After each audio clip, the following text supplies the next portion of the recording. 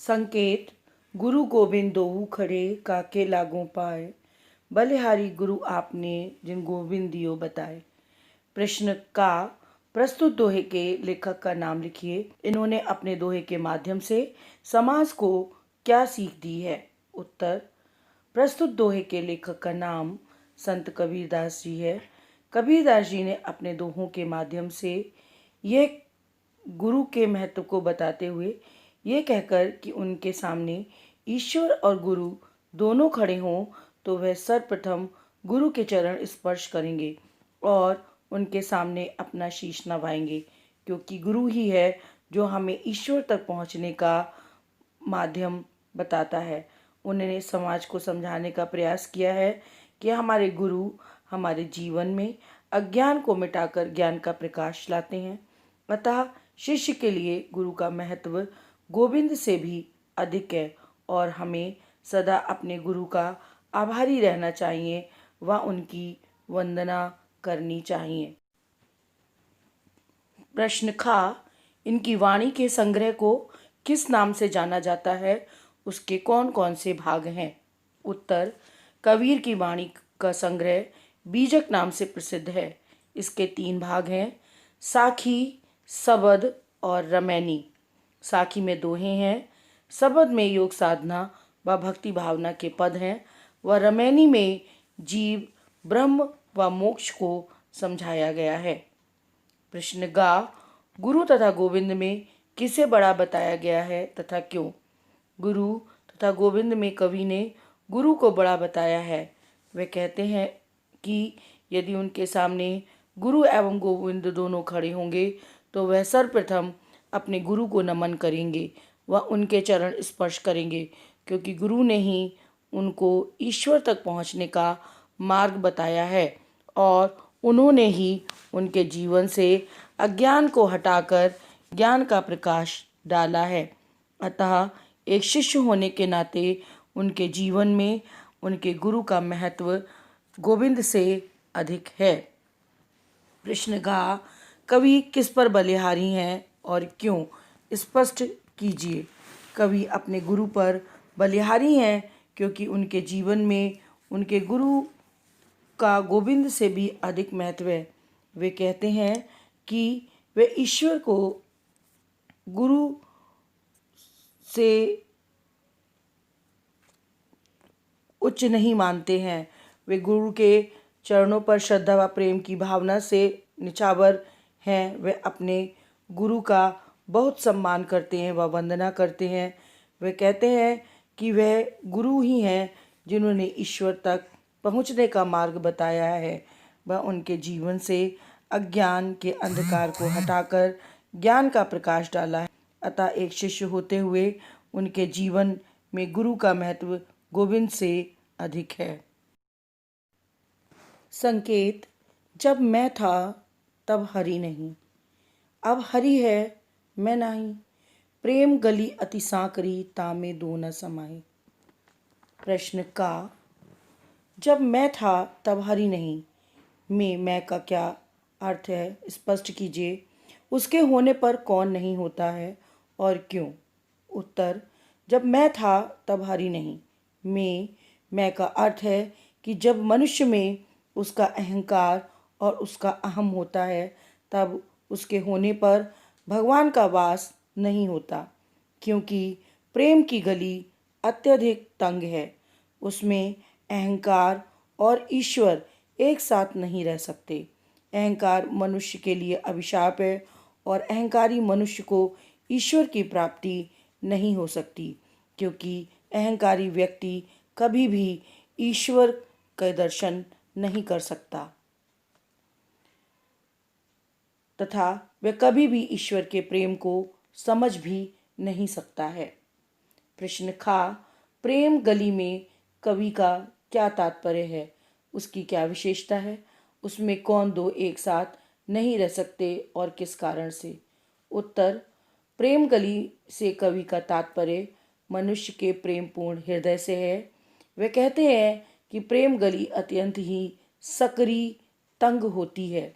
अर्थात बहुत छोटी पतली होती है और इसलिए उसमें अहंकार और ईश्वर एक साथ नहीं रह सकते।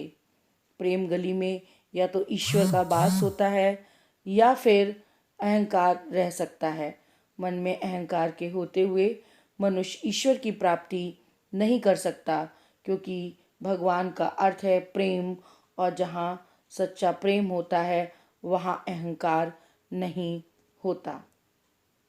प्रश्न गा सांकरी शब्द का अर्थ लिखिए और अपने वाक्य में प्रयोग करिए। सांकरी शब्द का अर्थ होता है सकरी, तंग। वाक्य, कृपया वहाँ 4 पहिया गाड़ी लेकर न जाएं, वह गली बहुत सकरी है। कांकर पाथर जोर के मस्जिद लई बनाए, ताचड़ मुल्ला बाग दे, क्या बहरा हुआ खुदाए। प्रश्न का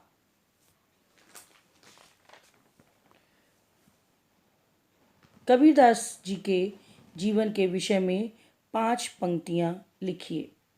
उत्तर, कबीर अपने समय के प्रसिद्ध एवं उच्च कोटि के संत थे। इनका जन्म सन 1398 में वाराणसी में हुआ था और इनकी मृत्यु सन 1495 में मगहर में हुई थी। जनश्रुति के अनुसार इनका जन्म एक विधवा ब्राह्मणी के गर्भ से हुआ था, परंतु माँ ने इन्हें लोकलाज के भय से लहर तावरा नामक तालाब के किनारे छोड़ दिया था। बाद में नीरू और नीमा नामक जुलाहा दंपति ने बालक को उठा लिया और इनका पालन पोषण किया। प्रश्न खा, कभी मुसलमानों द्वारा मस्जिद में जोर जोर से अजान पढ़ने का विरोध किस प्रकार करते हैं। उत्तर, कभी उपर्युक्त साखी में मुसलमानों द्वारा मस्जिदों में ज़ोर ज़ोर से अजान पढ़ने का विरोध यह कहकर करते हैं कि अजान का अर्थ खुदा को चिल्लाकर याद करना है। उनके अनुसार खुदा को याद करने का तरीका पसंद नहीं है।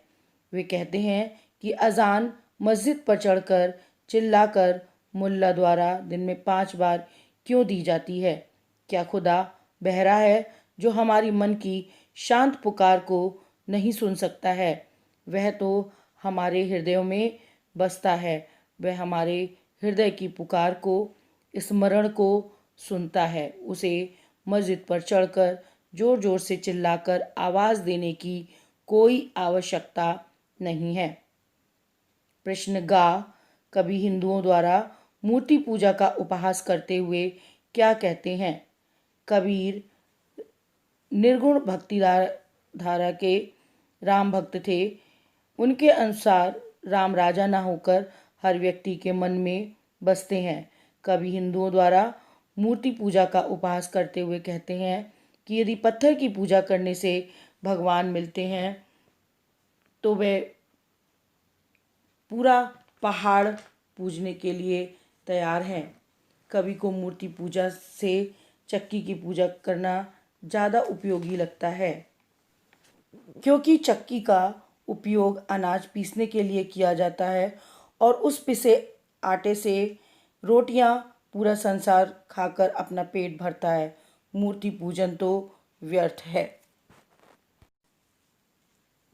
प्रश्न घा, कवि ने हिंदुओं तथा मुसलमानों को अपने दोहे द्वारा क्या संदेश दिया है। अनेक धर्मगुरु अपने अपने धर्मों का समर्थन करते थे और बाह्य आडंबरों का सहयोग लेते थे, जो कबीर के अनुसार अंधविश्वास था। सामान्य जनता समझ नहीं पा रही थी कि क्या उचित है और क्या अनुचित। वह भी बाह्य आडंबरों से ईश्वर की आराधना करने लगे। ऐसे में कबीर ने नया मार्ग दिखाने का प्रयत्न किया। उन्होंने हिंदू व मुसलमानों के बाह्य आडंबरों का खुलकर विरोध किया।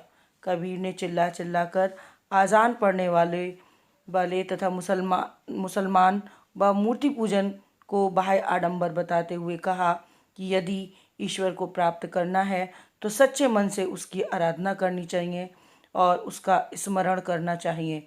ये सब तो बाह्य आडंबर है। संकेत, 7 समद को मसी करूं, लेखन सब बन राए, सब धरती कागद करऊं, हर गुनु लिखो न जाए। प्रश्न का 7 समुद्रों की स्याही से कवि क्या करना चाहते हैं और क्या वह पर्याप्त है? अगर नहीं तो क्यों? कवि कहते हैं कि यदि हम संपूर्ण धरती के 7 समुद्रों की स्याही बनाकर व सारे जंगलों की लकड़ियों से कलम बनाकर संपूर्ण धरती को कागज़ बनाकर ईश्वर के गुणों को लिखना चाहते हैं या लिखें तो वह पर्याप्त नहीं है, क्योंकि ईश्वर के गुण असीम हैं और हम चाहकर भी उनका वर्णन इतनी कम स्याही में, इतनी कम लकड़ी से और इतने कम कागज़ पर नहीं कर सकते हैं। प्रश्न खा, लेखनी सब बन रहा है का अर्थ स्पष्ट कीजिए। लेखनी सब बन रहा है का अर्थ है संपूर्ण धरती के वनों की लकड़ी को काटकर उसकी लेखनी अर्थात कलम बनाकर ईश्वर के गुणों को लिखा जाना तथा उनका वर्णन करना, जिसको हम नहीं कर सकते क्योंकि ईश्वर के गुण असीम हैं।